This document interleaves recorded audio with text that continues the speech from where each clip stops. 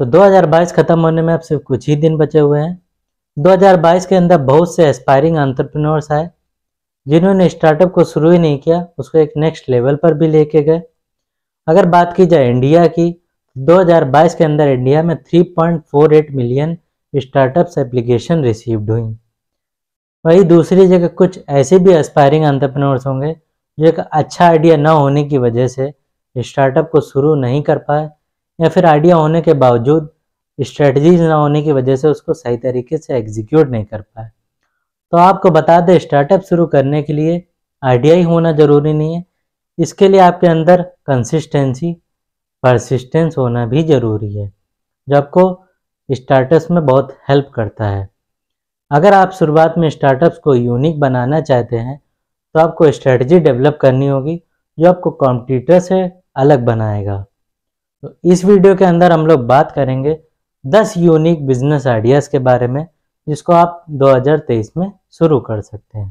तो वीडियो को शुरू करते हैं। तो हमारा जो पहला स्टार्टअप आइडिया है वह है एडटेक इंडस्ट्री। एडटेक इंडस्ट्री पिछले कुछ सालों में भारत में तेजी से ग्रोथ कर रही है। जब से कोविड-19 आया तब से ऑनलाइन लर्निंग प्लेटफॉर्म्स बढ़ते चले गए। आप एजुकेशनल सेंटर को ऑनलाइन ऑफलाइन दोनों तरीके से रन करा सकते हैं।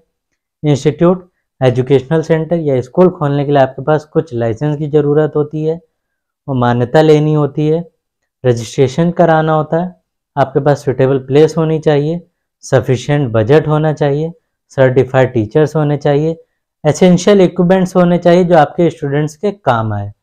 और कस्टमर्स को अप्रोच करने के लिए आप कैंपेन और प्रमोशन कर सकते हैं।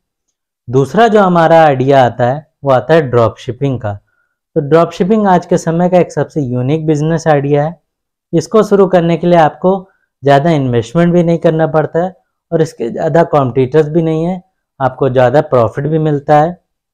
प्रोडक्ट्स को स्टॉक करने की भी ज़रूरत नहीं है।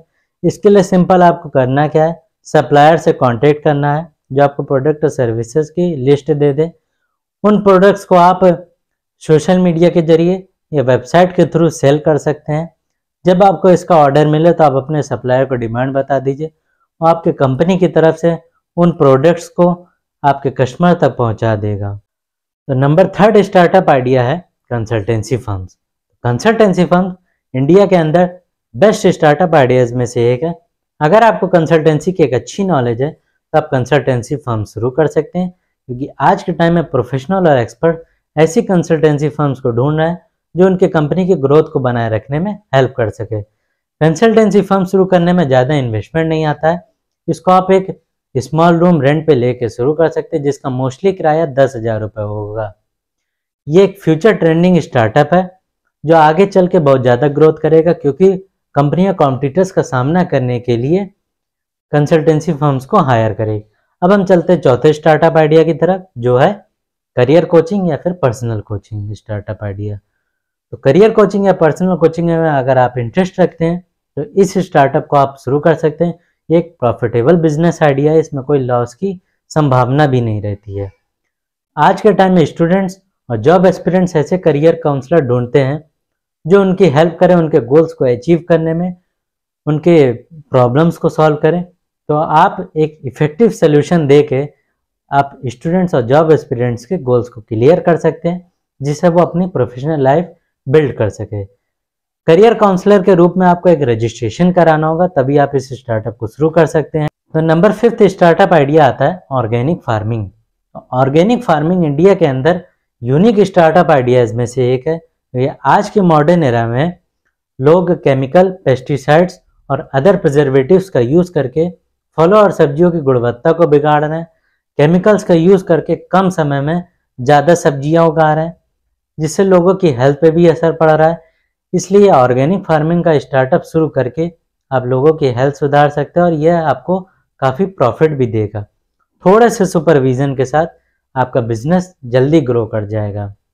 नंबर 6 स्टार्टअप आइडिया आता है हमारा क्लाउड किचन। क्या आप भी क्लाउड किचन शुरू करने की सोच रहे हैं? अगर हाँ, तो आपके लिए काफ़ी प्रॉफिटेबल हो सकता है, क्योंकि 2023 में इसका बूम आ सकता है।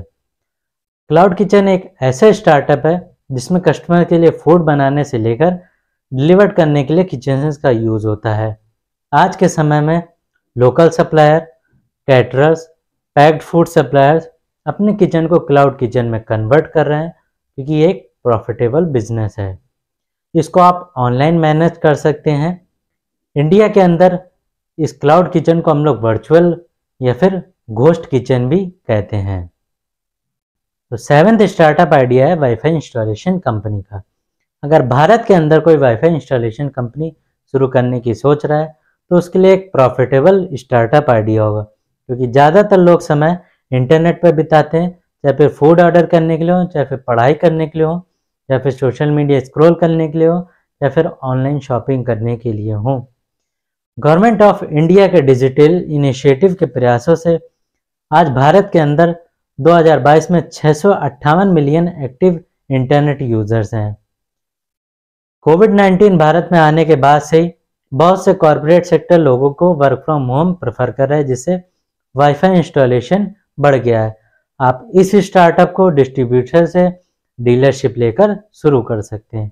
अब जो हमारा 8वां स्टार्टअप आइडिया आता है वो आता है home solar energy setup startup idea. तो अगर आप home solar energy setup startup idea को इंडिया के अंदर शुरू करते हैं तो आप काफ़ी प्रॉफिट अर्न कर सकते हैं। ये स्टार्टअप इंडिया के अंदर नए स्टार्टअप आइडियाज़ में से एक है। भारत के मोस्टली क्षेत्रों में धूप सफिशिएंट मिलती है। आप सोलर से इंस्ट्रूमेंट को इंस्टॉल करके छत पर या फिर बालकनी पर फ्री एनर्जी जनरेट कर सकते हैं और इसको सेल करके ज़्यादा प्रॉफिट अर्न कर सकते हैं। तो नंबर 9th स्टार्टअप आइडिया आता है electric vehicle charging station startup. तो electric vehicle charging station startup India का सबसे प्रॉफिटेबल और एक यूनिक बिजनेस मॉडल है, क्योंकि आने वाले समय में इलेक्ट्रिक व्हीकल्स डीजल व्हीकल्स और पेट्रोल व्हीकल्स को रिप्लेस करेंगे, जिससे इसकी डिमांड और ऊपर जाएगी।